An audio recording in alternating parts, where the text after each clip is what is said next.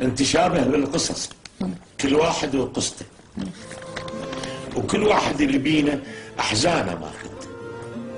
واحد امه ماتت من حزنها عليه، والثاني الاطلاقه بعيد شهر، والاخر انخطف وعيونه مشدودات ومكتفين يديه والصليه خارقته.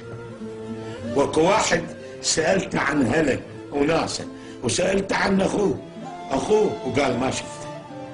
وواحد هددوه وما دار لهم بال ودزوا له رصاصه ونامت بقصته.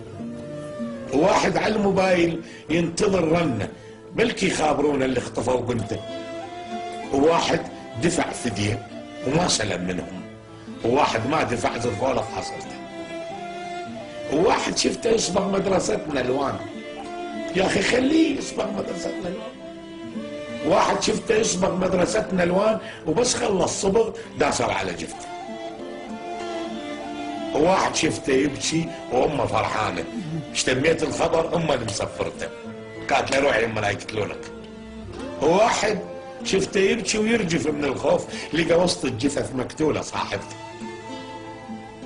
وكم دكتور سافر خايف يقتلوه، كم فنان هاجر خايف يقتلوه، الفلت من الجدر سموه ابو فلته.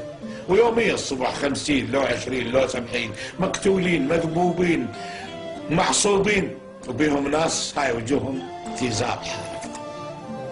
ربي حلها انت ما لنا غيرك، ترى ما حد يحلها ربي غير انت.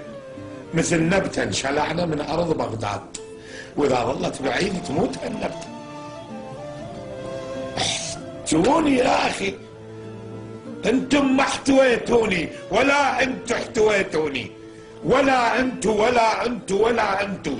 هذول الكلمة انتم مقصودة مفهومة، انتم ما احتويتوني.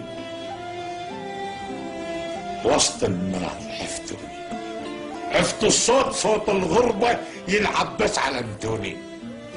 من عندي اخذتوا الدار ومن داري طردتوني. مو داري هذا، غير الحكي واحد لما يجي